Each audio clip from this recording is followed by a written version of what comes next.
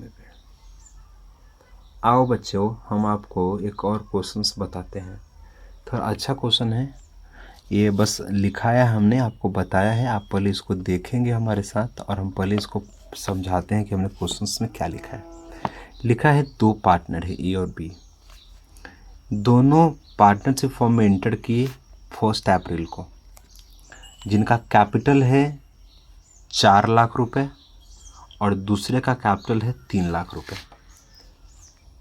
According to the partnership deed,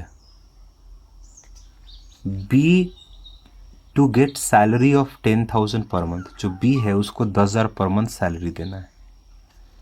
A is to get 10% commission on net profit after allowing salary to be, और जो ए है उसको commission देना है 10%, और वो कमीशन किस पे, तो प्रॉफिट पे। और वो प्रॉफिट कैसा होना चाहिए, तो आफ्टर का मतलब होता है उसके बाद, किसके बाद, तो वैसा प्रॉफिट जिसमें बी का सैलरी घट गया हो, आफ्टर घट गया हो, उसी प्रॉफिट पे 10% कमीशन देना है।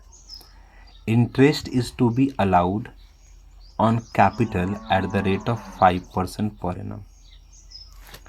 Profit sharing ratio between the two partner is 3:2. During the year, firm earned profit 3,50,000 before adjustment. 3,50,000 का प्रॉफिट कमाया बिफोर एडजस्टमेंट, मतलब अभी तक कोई एडजस्टमेंट इसमें नहीं किया गया। A had given loan of ₹1 lakh to the firm. A ने फर्म को 1 लाख का लोन दिया। ऑन 1 अक्टूबर, ये बेटा लिखा है 1 October 2019, interest on loan was allowed at the rate of 8% per annum. इस लोन पे 8% पर एनम इंटरेस्ट मिलेगा। Manager is to be allowed commission 5,000, और मैनेजर को 5,000 का कमीशन देना है। बोला है PLN एप्रोप्रिएशन अकाउंट बनाइए, हमको PLN एप्रोप्रिएशन अकाउंट बनाना है। बेटा हम जब सारे क्वेश्चंस को पढ़ लिए तो देखो हमको क्या क्या देना है, हमको पूरे आइटम्स इसमें कितने हैं। तो एक आइटम देखो एकदम ध्यान से, पहला तो सैलरी देना है, तो सैलरी एप्रोप्रिएशन होता है। कमीशन देना है पार्टनर को, ये भी एप्रोप्रिएशन है। फिर इंटरेस्ट ऑन कैपिटल देना है, ये भी एप्रोप्रिएशन है। तो ऊपर सारे एप्रोप्रिएशन थे, लेकिन नीचे ए ने जो लोन दिया था उस पर इंटरेस्ट जो देना है 8%, ये चार्ज का आइटम है।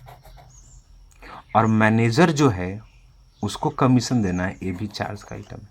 तो ये 2 आइटम PL अकाउंट के हैं, बाकी आइटम PLN एप्रोप्रिएशन अकाउंट के हैं। और प्रॉफिट जो 3.5 लाख का दिया हुआ है वो बिफोर एडजस्टमेंट है। तो ये जो 3,50,000 का प्रॉफिट दिया है वो हमारा एक्चुअल नेट प्रॉफिट नहीं है जो PLN एप्रोप्रिएशन में जा सके, क्योंकि PLN एप्रोप्रिएशन अकाउंट में जाने के लिए सबसे पहले उस प्रॉफिट में से ये सारे चार्जेस घटे होने चाहिए। तो इस क्वेश्चन को हम कैसे बनाएंगे, तो देखेंगे कि हम इस क्वेश्चन को कैसे सॉल्व करेंगे। ध्यान से बेटा, तो सबसे पहले हमने क्या किया कि हमने एक छोटा सा PL अकाउंट बनाया। ध्यान से देखिए मेरे साथ, और इस PL अकाउंट में हमने यहाँ लिख दिया नेट प्रॉफिट, लिख दिया। और इस नेट प्रॉफिट में लिखा before interest on loan and manager commission, क्योंकि ये दोनों आइटम्स अभी नहीं घटाए गए थे उस प्रॉफिट से, और वो प्रॉफिट था हमारा 3,50,000 रुपये का। फिर हमने क्या किया, इसमें से जो इंटरेस्ट का पेमेंट करना है वो यहाँ लिख दिया, इंटरेस्ट ऑन लोन। और फिर हमने मैनेजर को जो कमीशन देना है, मैनेजर कमीशन लिखना है इसके बाद। तो इंटरेस्ट ऑन लोन का पेमेंट करेंगे तो लोन का अमाउंट था 1 लाख, इस पे 8% देना था, लेकिन लोन दिया गया था अक्टूबर में, तो अक्टूबर से मार्च तक का 6 महीना होता है, तो इस पे हमारा इंटरेस्ट हो जाता है 4,000।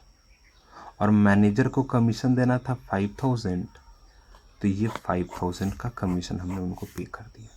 तो अब जो 3.5 लाख का प्रॉफिट दिख रहा था उसमें से ये 2 चार्ज घटा लेते हैं, तो मेरे पास प्रॉफिट कितना बचता है, तो 3,50,000 में से हमने 9,000 को लेस कर दिया, तो हमारे पास प्रॉफिट बचता है 3,41,000 का।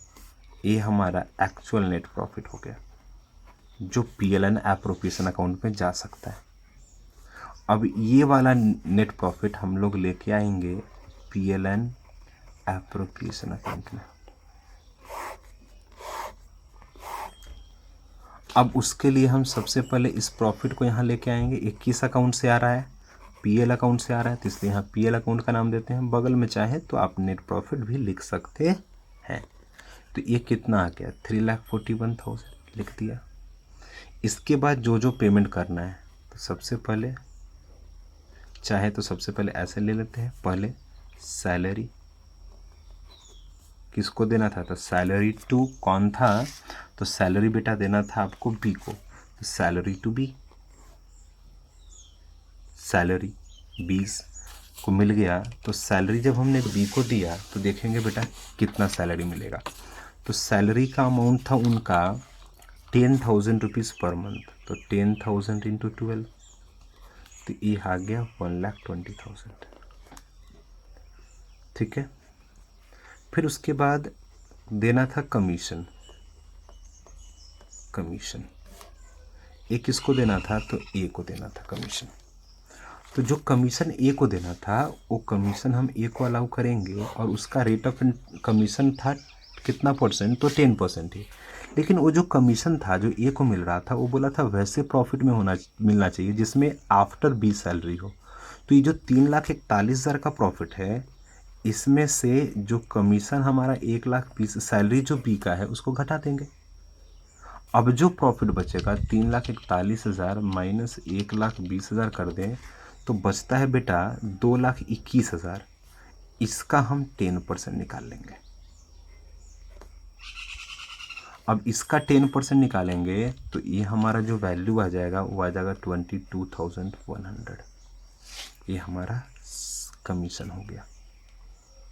ये आफ्टर नहीं लिखा होता तो हम इसी प्रॉफिट पे देते, लेकिन लिखा था आफ्टर बी सैलरी। तो आफ्टर बी सैलरी मतलब इस प्रॉफिट में से बी का सैलरी पहले हटा लीजिए, जो प्रॉफिट बचेगा उसका 10%। फिर उसके बाद देना था इंटरेस्ट ऑन कैपिटल, वो ले लेते हैं। वो इंटरेस्ट ऑन कैपिटल जो देना था वो देना था ए और बी दोनों को।